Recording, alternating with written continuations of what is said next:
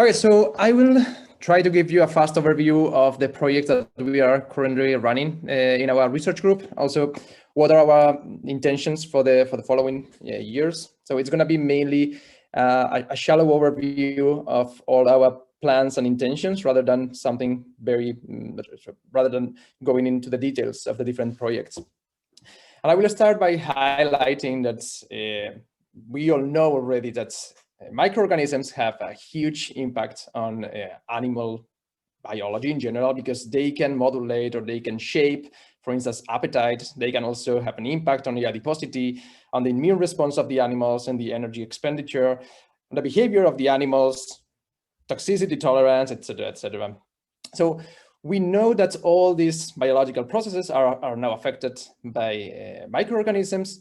What is not that clear is how big the effect size of all these processes is, and how this is affecting or might be affecting ecological interactions between animals, as well as their evolutionary pathways. And I will start by a very simple conceptualization and how interactions that are happening in very small spatial scales can have a huge impact at the planetary level. And they have, in order to do that, they have just this dot that you should imagine. This is a microbe that is interacting with another microbe inside an animal, which is also interacting with another animal, forming a group that is also interacting with another group of population that is part of an ecosystem that is continuously interacting with different ecosystems. And we end up having millions of micro level interactions that might end up having macro effects. So the main aim of our research, well, the main question, or one of the main questions in the research that we do, is how can we study processes that really span from 5 micrometers, let's say, to 5,000 kilometers. And I will try to explain you how we are trying to do this, and how we are trying to tackle this from different perspectives. So, as you know, we are running this Earth Hologenomics initiative that has been introduced several times already to the center and the section. And this is implementing a very expansive approach where we are analyzing animals from all over the world, from different evolutionary lineages. And this contrasts with, well, and in the way we also have holofood, which I'm pretty sure most of you know what it is. And we also have this SIBA. This is a company that Steiska and I created for running animal experimentation in the Basque Country. And I will draw this path from the Earth Hologenomics initiative through holofood and SIBA to 3Domics, which is the new H2020 project that I am coordinating, and we will start in September. And I will end up presenting the new project proposal that I will put together for the new ERC starting grant, which is named scaffolding, which is a word came between scaffolding and short-chain fatty acid folding. But I will start with the Earth Hologenomics initiative. That, as you know, very rapidly, it's an initiative that aims to promote, facilitate, coordinate, and standardize hologenomic research on animal microbiota systems worldwide.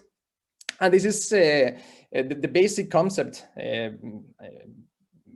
behind this project is that traditionally we have tried to understand phenotypes as an equation between the genome of the animals and the environment. And we believe that it is important and it is necessary to introduce one more layer in this, one more factor in this equation, so that we can predict phenotypes and any other impact these phenotypes have in animal evolution, ecology, by introducing also the microbiome information. So in the Earth Hologenomics initiative, we have these 4 main objectives, which is to generate a paired animal genomic and microbial metagenomic data of wild organisms worldwide, while creating an interdisciplinary network of field biologists, genomicists, microbiologists, metagenomicists, and data scientists. We are aiming to standardize and optimize sampling, preservation, laboratory methods to enable reproducible and comparable research based on completely open resources. And we are also creating a biobank and an open database to make sure that all this knowledge is shared across the entire planet with no barriers, or with very little barriers.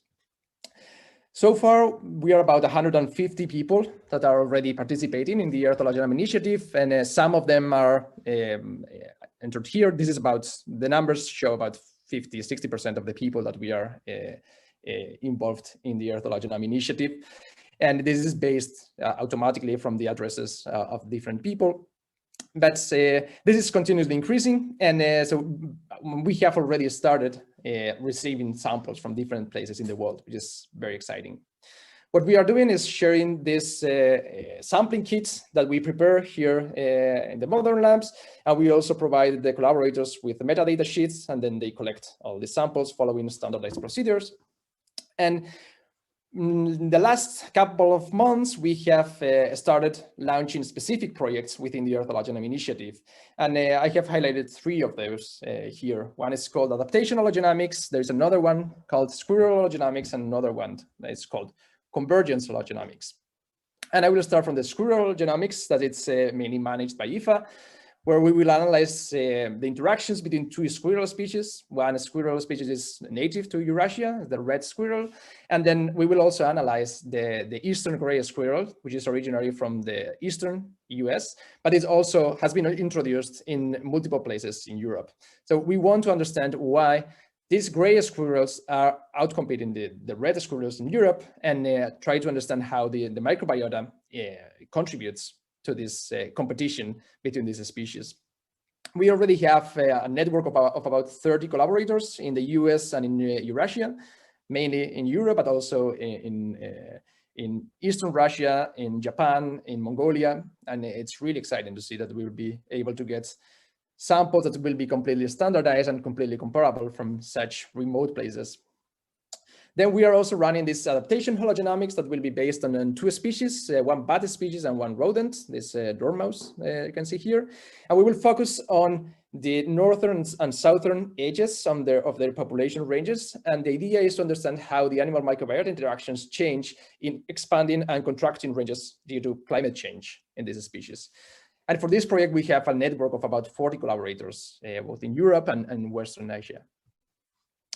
Then we have the Convergence Hologenomics project, where we will compare ecologically similar marsupials and placentals to understand how the animal microbiota interactions have impacted the evolutionary convergence that has happened between these 2 main lineages of mammals. And now we are assembling the Australian network of researchers that will be involved in getting samples. And then we will also continue with this work in other places in the world. But apart from this, we are also working on other projects that are within the Earth Hologenome initiative. So, for instance, we will soon be launching 2 new projects with Tobias Uller. He's an evolutionary biologist that specializes in lizards, and he's very close to here in Lund, but we'll be mainly working together in Southern Europe, because we will do some elevation hologenomics work with this species of lizard, which is the common wall lizard. And we will also be working in Italy with different populations that show completely different skin coloration, while having a very complicated genomic background, which is that the skin coloration is not completely overlapped with the genomic structure of the populations, and we want to understand what is the impact of the microbiome in developing these morphotypes. We will also start soon a project on iguanas in Central America with a group of collaborators of 10 really cool collaborators in different countries in Central America. And we are also running some analysis with tawny owls in the Basque Country that Luisa is mainly running in the lab, and will be soon also doing some analysis on these samples. Then in parallel, we are also running other projects, as you know, and this has been introduced several times probably. LAS is working on conservation hologenomics and fish, using 2 native Mediterranean species and 1 invasive fish, but doing very similar stuff, generating shotgun metagenomes from the fish intestines, and also doing population genomics of the different population species to understand how these interactions impact the conservation of the species. And Adam is working on temporal microbiome dynamics because he, two years ago he ran 2 experiments with mouse species and a shrew. And the last year, along with Luisa Nielsen, they were running another experiment with laboratory animals. So this was only possible because Ostaisk and I created this laboratory in the Basque Country, which enables us to experiment with wild animals, and we can do behavioral tests with those. We can get samples from doing hologenomics, and soon we would like to also implement a capacity to run metabolic tests so that we also include the energy budgets angle to the analysis that we are running. And in order to do all these projects, we are also developing other tools, such as this HoloFlow, which is a bioinformatics suite for generating hologenomic data, which is Nuria is the main player here, and she's doing an exceptional work since last year in developing this pipeline that includes different modules for pre-processing the data, for generating metagenomic data, for generating genomic data, and we will soon start also including metatranscriptomic and transcriptomic workflows. And Nuria is implementing this same pipeline in her master's project that is based on Guinea pigs, where she is comparing two closely related species with very contrasting genetic features. And we are trying to understand how the microbiome variation is related with these genomic features of the species. But we have also implemented recently this pipeline in sourdough that's on the sourdough starters that Rob sequenced 2-3 years ago. And it's been quite nice because we have been able to see there are some hidden diversity, including some unknown species and even perhaps unknown genera. That's because we are unable to assign taxonomy to some of the marks that we have generated, some of the very high quality marks that we have generated. Then we have an endless project with deer that we hope that we will be able to push this year, finally. And we are also using this HoloFlow to do also microbial genomics without the host part on it. Then all this is also possible, or will be possible to scale it up with the help with the Opentron robots. We really hope that we will very soon be able to run DNA and RNA extractions with these robots. The people that have known about this will know that it's been a fight of over 2 years trying to tame these robots, but it seems that finally it is working. We will actually have a meeting now with Martina, Nuno, and others after this meeting, and they will update us on the latest news. But it looks quite promising, so hopefully soon we'll be able to implement our laboratory procedures in the robots. And then we also have this other robot, which is the tube labeling and tube filling robot that we are using for high throughput preparation of EHI sampling kits, but also for holofood samplings, etc. So it is very useful for larger scale projects, and you are very welcome to reach us if you want to use it. Then we also have this other project that we started the last year, which is to create a 16S microbiota database. This has been done mainly by Garazzi, Ostaisk, and myself. And the database now contains data of over 15,000 individuals for over, I think it's 1,100 species. This is all data that have been published by others since 2014 or so. And it's quite cool because we have a very cool representation, spatial representation of the microbiota variation. It's just taxonomy based on 16S profiling.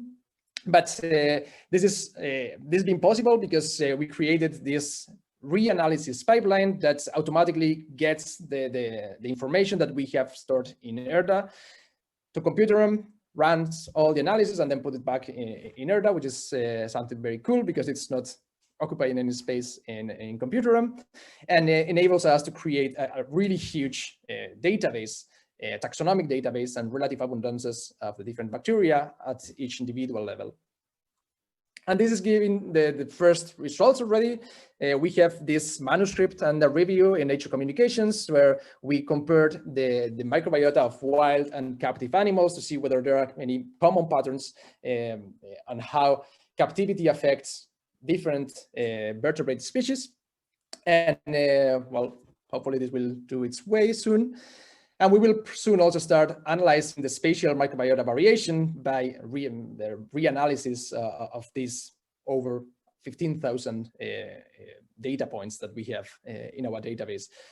Not all of them are spatially located, but most of them are georeferenced. So we are able to see how the beta diversity of the microbiome, for instance, changes across different biogeographic regions, across different evolutionary lineages, etc., etc.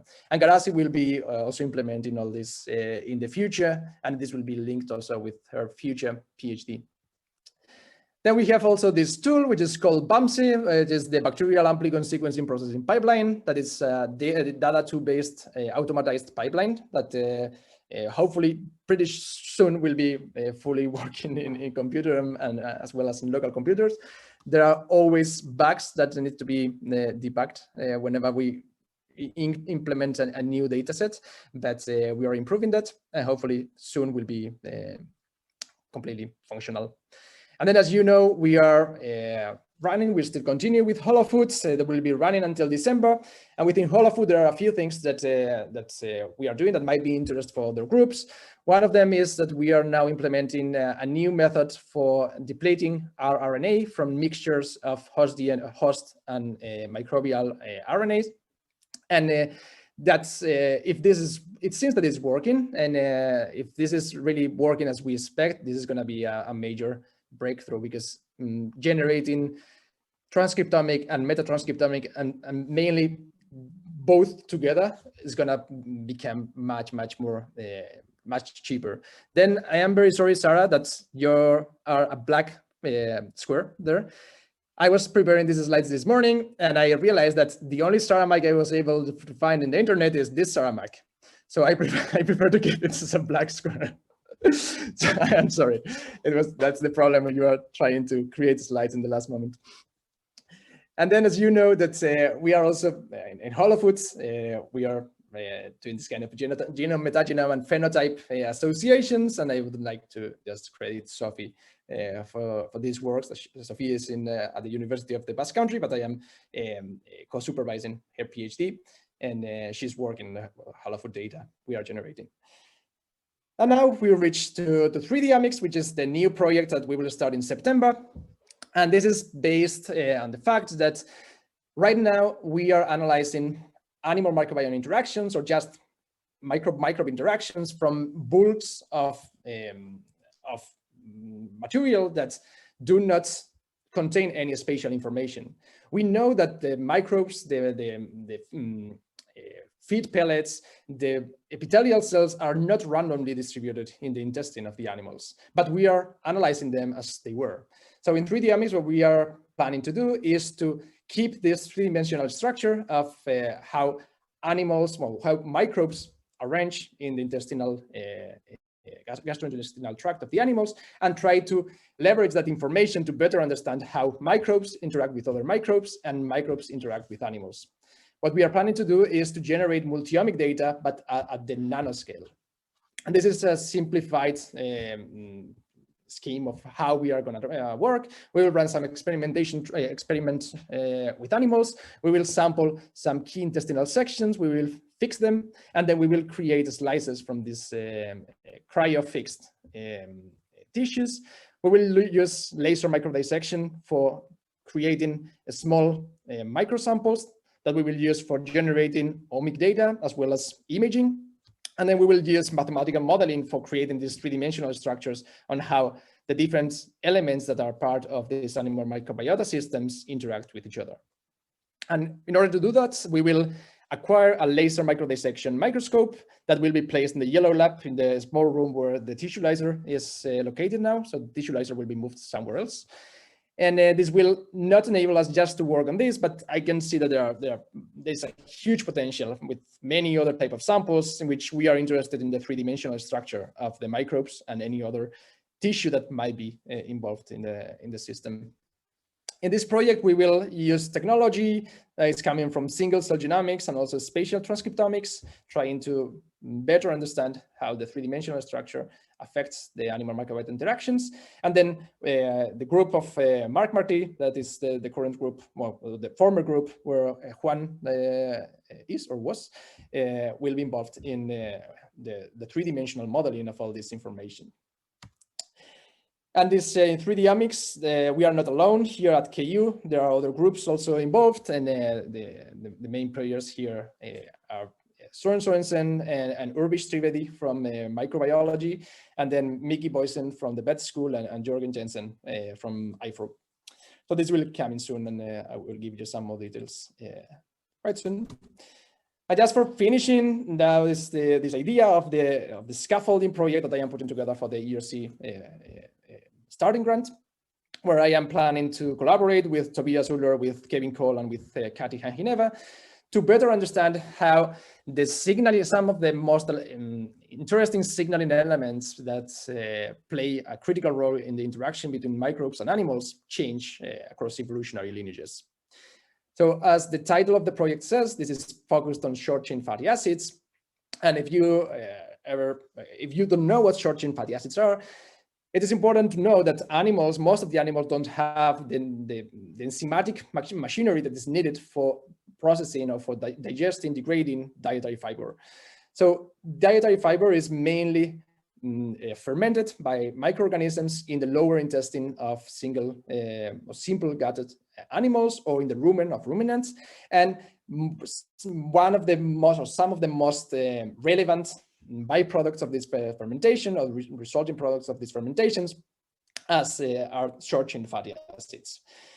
Short-chain fatty acids in the literature have been related to all kinds of beneficial outcomes. So if you have high level or good levels of short-chain fatty acids, you will be faster, you will be healthier, you will be leaner, you will be stronger, you will be wiser, you will be happier. So it's more or less you will have superpowers. This is how it looks like if you go to the literature.